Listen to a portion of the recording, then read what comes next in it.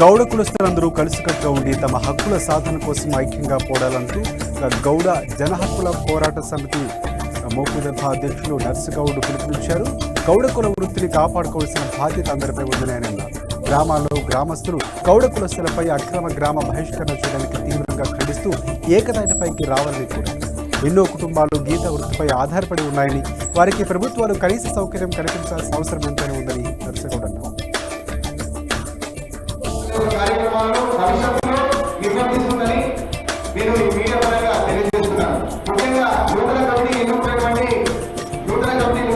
సభ్యులకు నా యొక్క ప్రత్యేక ధన్యవాదాలు.